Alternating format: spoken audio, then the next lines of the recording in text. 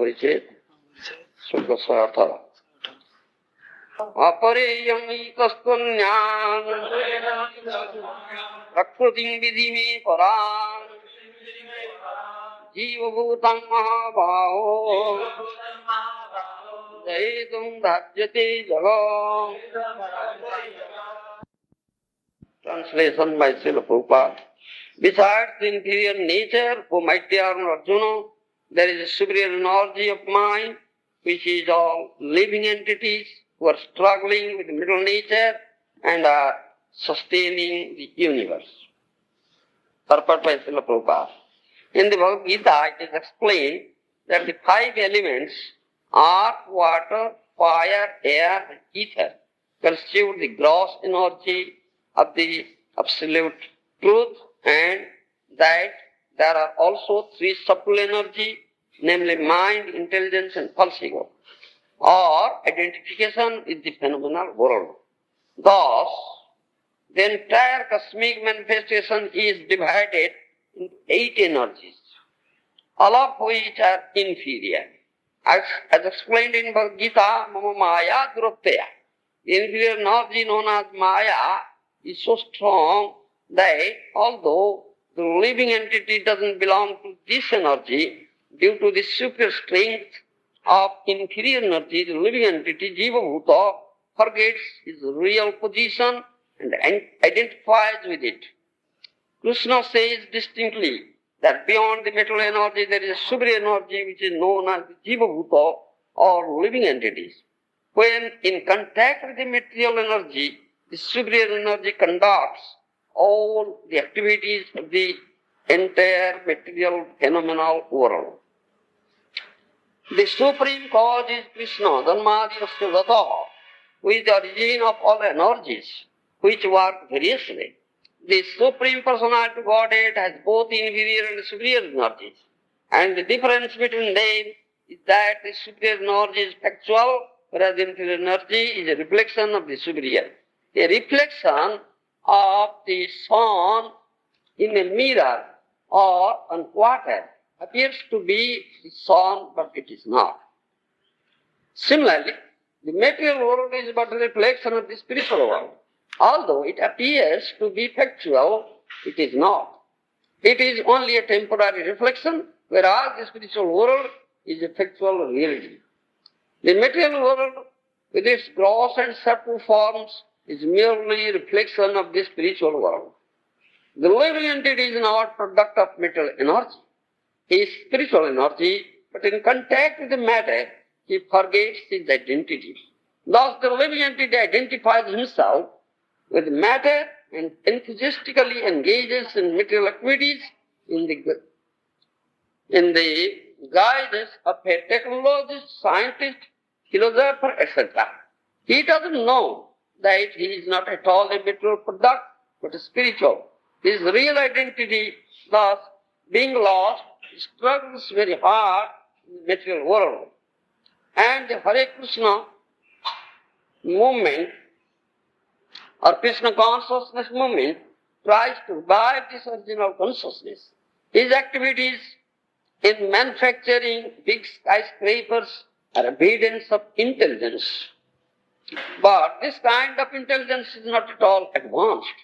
One should know that his only real concern is how to get free from material contact. For by absorbing his mind in material activities, he takes material bodies again and again. And although he falsely claims to be very intelligent in material consciousness, he is not at all intelligent. When we speak about the Krishna consciousness movement, which is meant to make people intelligent, the conditioned living entity therefore misunderstands it. He is so engrossed in the material concept of life that he doesn't think that there can be any activities which are actually based on intelligence beyond the construction of skyscrapers and big roads and manufacturing cars. This proof of Maya Prabhuta Jnana, or loss of all intelligence due to the influence of Maya.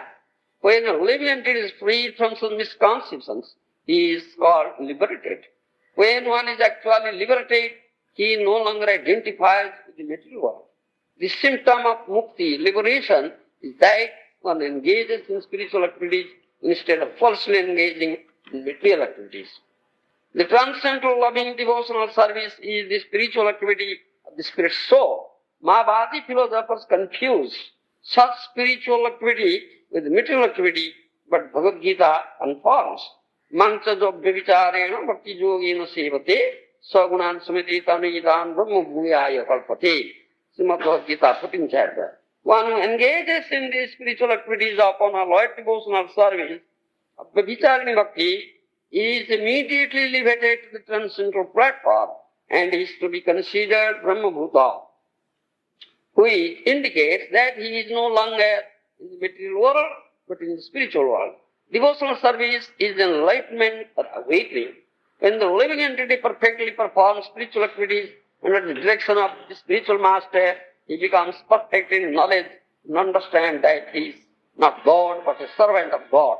As explained by Chaitanya Mahaprabhu, Jiva Swarupa Krishna Nityada, the real identity of the living entity is that he is an eternal servant of the Supreme, Chaitanya Charitamrita. As long as one doesn't come to this conclusion, he must be in ignorance. This is also confirmed by Lord in Bhagavad Gita, 7th chapter. Bahunang dhammanangante jnanavanam antrapadyati. After many births of struggling for existence and cultivating knowledge, when one comes to the point of real knowledge, he surrenders unto me. Such an advanced Mahatma or great soul is very rarely to be seen. Thus, although the Mayavadi philosophers appear to be very advanced in knowledge, they are not yet perfect. To come to the point of the perfection, they must voluntarily surrender to Krishna. Ogo banchau pujilo jivero banchau pujilo urun soba beteta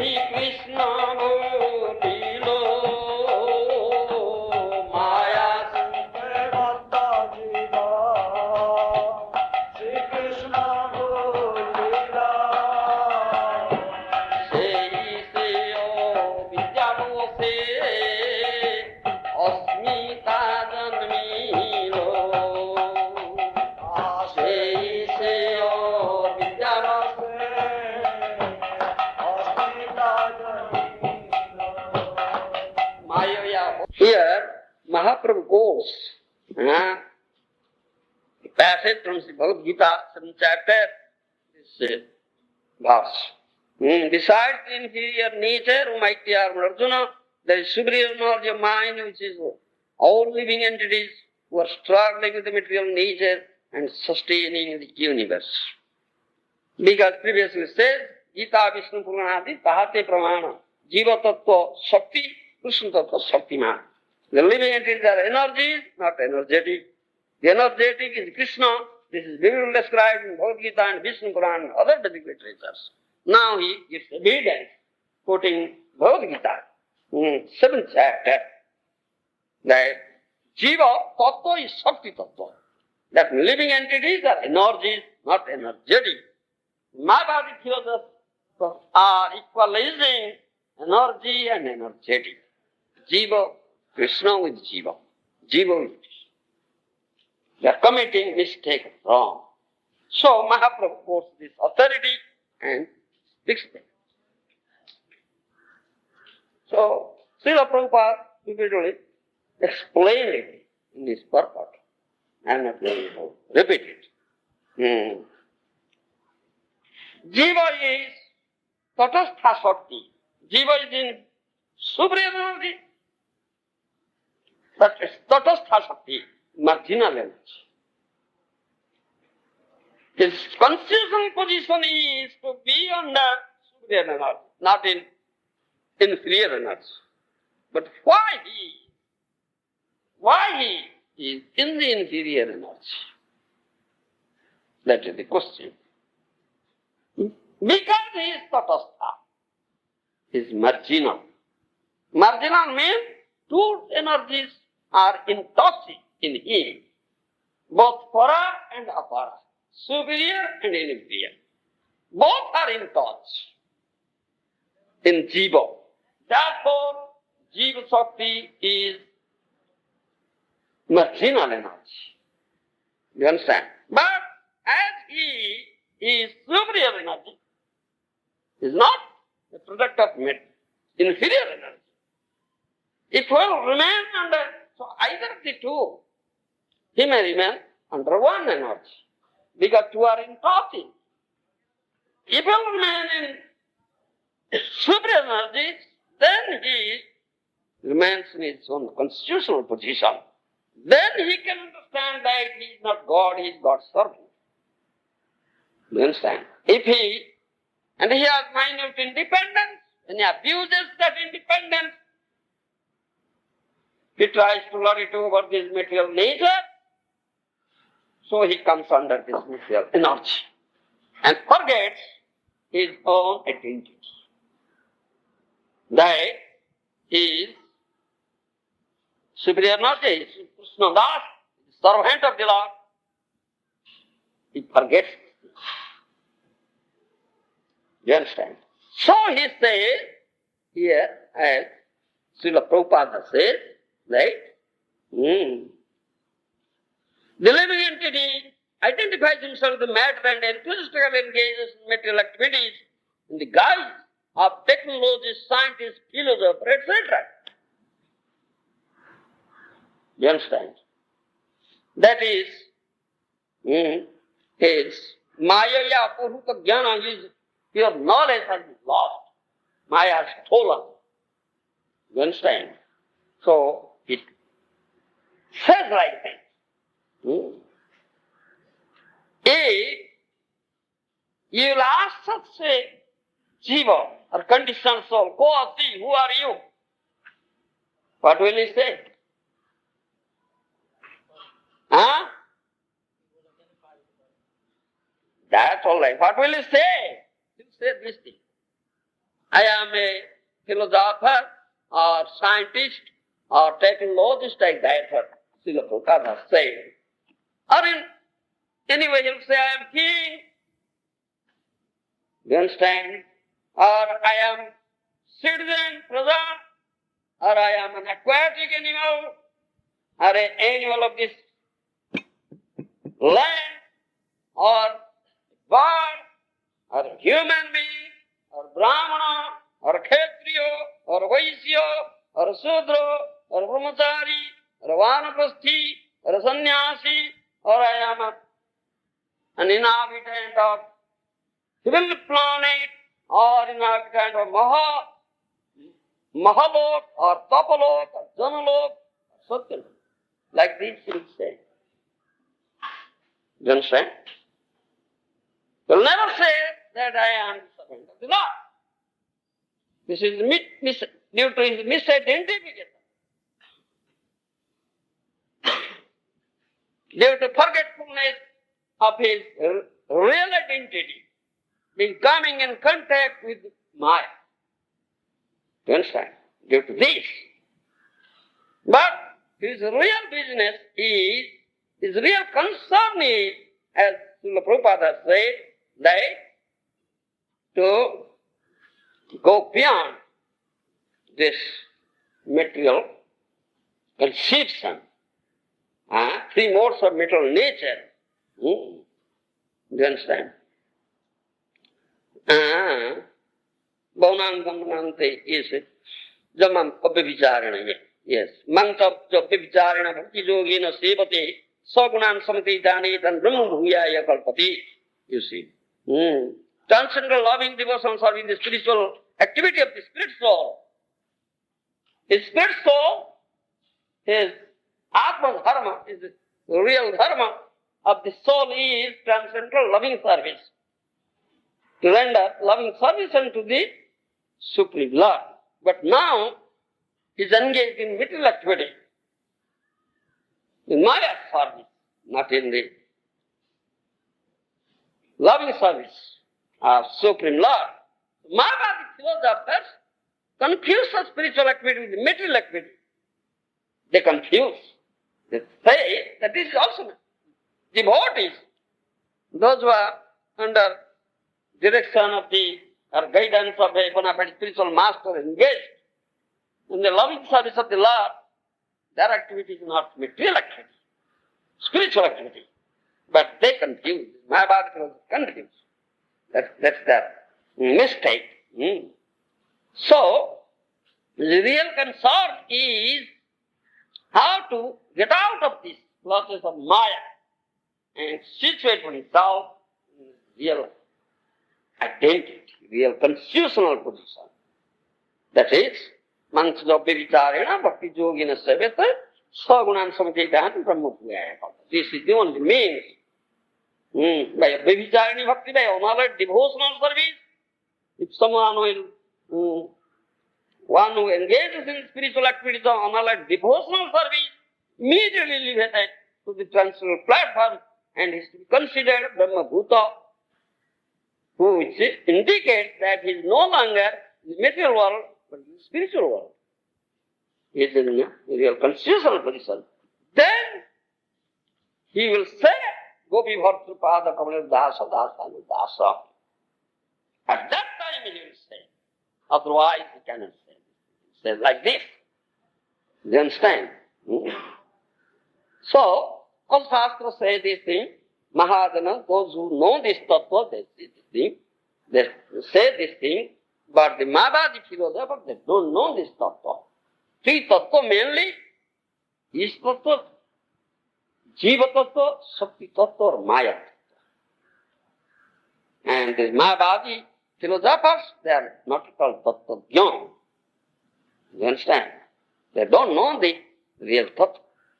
So they always confuse it, or sometimes they do. They are very learned Pandits, scholars. You understand? They know Veda. They can quote Veda or Vedanta Sutra or Upanishad, they will quote it. You understand? But they always do word juggling. They explain it in their own way.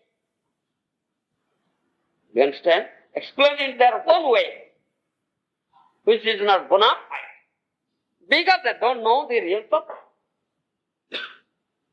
You understand? This is word jugglery.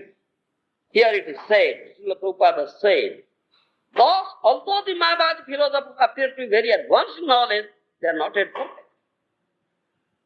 Not yet perfect. To come to the point of perfection, they must voluntarily surrender to Krishna, because perfect knowledge comes from Krishna. Pure knowledge, perfect knowledge, or pure knowledge, or transcendental knowledge comes from Krishna, because he is source of knowledge. Transcendental, pure intelligence also comes from Krishna. Suddha buddhi, pure intelligence, but they are abhisuddha buddhaya, they are intelligent. As they have not surrendered themselves unto Krishna, so their intelligence is impure intelligence. Do you understand? Impure intelligence. And though they appear to very advanced in knowledge, they are not perfect. And they always do word jugglery. Do you understand? Word jugglery. You know it? Can you cite an example? It's word jugglery they make. And they confuse the innocent people by their jugglery. Yes? The living entity is like a drop of water, and it merges into the water again, it becomes one. That's the wrong philosophy. Wrong philosophy. Because it's a entity, living entity. It has its own entity, individual entity. It's always eternal. It cannot lose its entity, identity. It's eternal. That's the wrong philosophy. But how they confuse people and how they make words of them. They appear to be very scholarly, see, here it says, though Maharaja appear to be very advanced in knowledge, but they are not yet perfect. They are very advanced in knowledge, great pandits, scholars, you understand? They call Vedanta Sutra, you understand? Upanishads, but they cannot explain it in perfect way. Their explanation is imperfect. They make words of this because each word has different meanings. You understand? But what real meaning is appropriate here, that only a bona fide acharya will say, that come under bona fide discipline succession. You understand? Therefore we have this parampara system, Sauta Paramparja. You understand? Sauta Paramparja, hearing process, descending process. You understand? Not ascending process. They never come under descending process. They try to understand Krishna through their mental speculation. They never hear. You understand?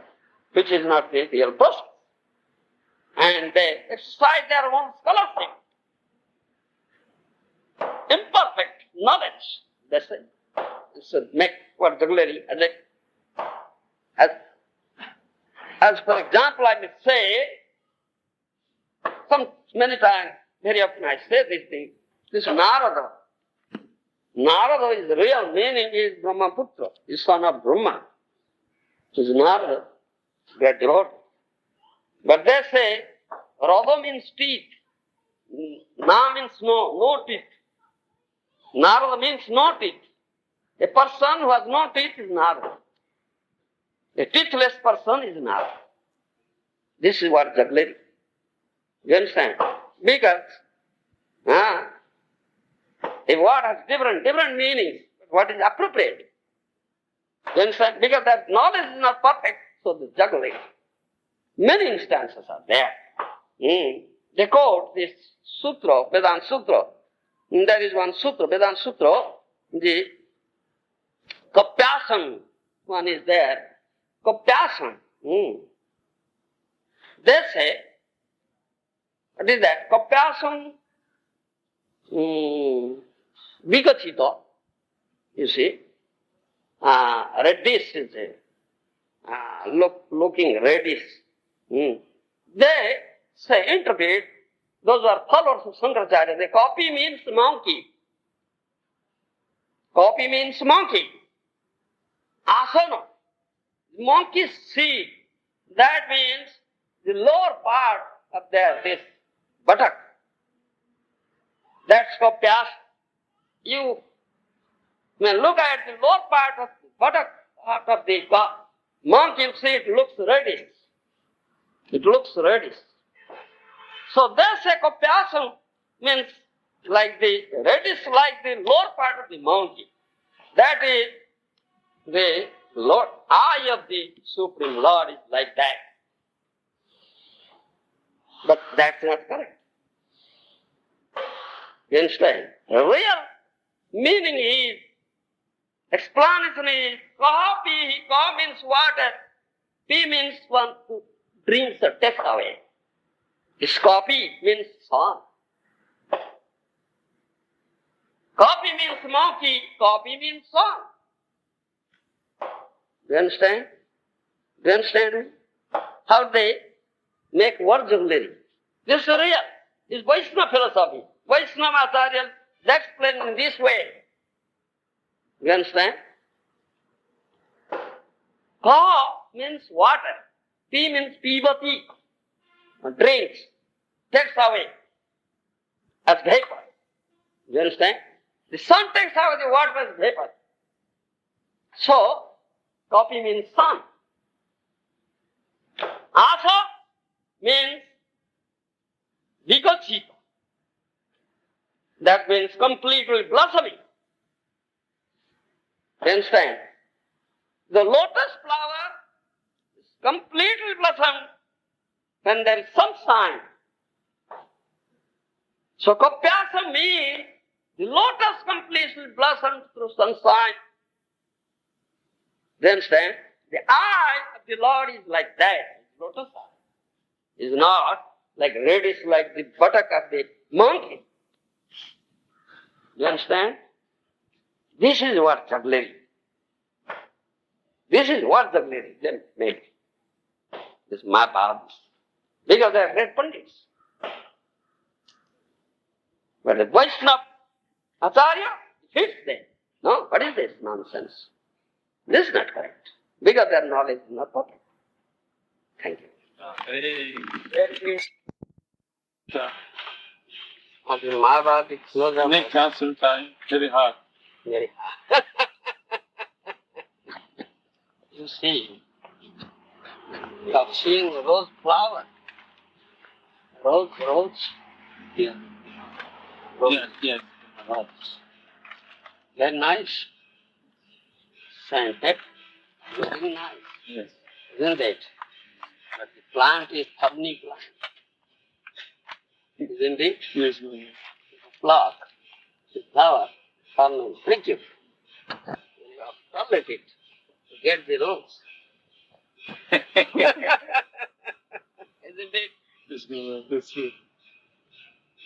Similarly, tattva, sattva, tattva. This tattva, philosophy or Vaishnava philosophy, real tattva. Very subtle, very deep tattva. So it's very hard. You understand? You have to learn it. Can be learned only with mercy of the Guru Acharya. Okay. Mayavadi philosophers, they never come under the steering process, they never hear. They only speculate. And they exercise their own mundane scholarship and merit.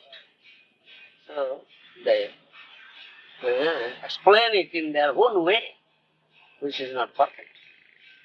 Because their knowledge is not perfect. Intelligence is not pure. Intelligence is not pure. Knowledge is not pure. Perfect. But surrender. Perfect knowledge, pure knowledge comes from Krishna. And pure intelligence comes from Krishna. How can they explain it? By their own speculative way, ascending order. It comes down. Srotapantha, hearing God. They never hear. So they are known as Asrotapantha. Asrotapantha. That means those who never hear from bona fide acharya and exercise their own merit, intelligence, knowledge, right? Asrotapantha. But our process is Srotapantha, hearing process. Here, Acharya, bona fide acharya. Mercy of that acharya, we can understand this stuff. Otherwise, so they are creating this confusion, equalizing Jiva with Krishna. This is not correct. So Mahaprabhu, as an acharya, is a supreme acharya, supreme personality. Now, speaks about this real tattva, perfect tattva, quoting Shastra. Understand? Gita, Vishnu Purana, scriptures will quote now. And defeating the bogus philosophy and the imperfect philosophy. Defeating, establishing the perfect philosophy, perfect knowledge, perfect thought. Mahaprabhu's Acharya Lila. First time of Acharya. You understand? Bhubaneswar, Yes.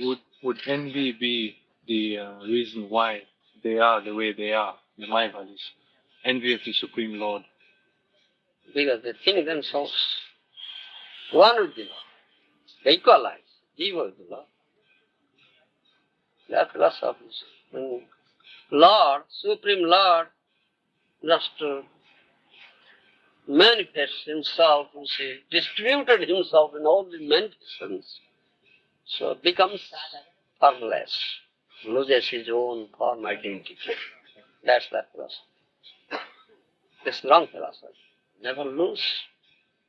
That Upanishad mantra is there. Huh? Purnameva. Isn't it? Huh? Purnameva vasishyati. You see? Purnasya purnamadaya. Purnameva vasishyati. You see? It's completely full. Many innumerable complete units are though coming out from him, still it remains that completely. Never changes at all. Never changes at all. But they say they loses form, becomes formless. Because he distributed himself in so many manifestations. So he loses like a matter. As for example, you see, they give a big sheet of paper. You tear it, make it tiny pieces, so it loses its own form. And no form is now. This one form becomes formless. This said like this. Supreme Lord loses his own form now. No form. They are distributing so many manifestations. You see. So it becomes formless. But that's not true. He never loses his form. He's always in his own original form, completely full, never changes at all. Mahaprabhu will give example what to speak of. Rakuta Mani, you see, that touches the iron, touch stone, you see, is a material stone, a material money, but it produces his amount of gold. Still it never changes its own form. It remains changeless. If it is possible in the case of a material object, what to speak of the Supreme Lord which is not material? How to say that it changes? It's nonsense. Yeah. Wrong problem. Mahaprabhu in this debates. Maharaj, does that mean that originally they accepted the personality of Godhead?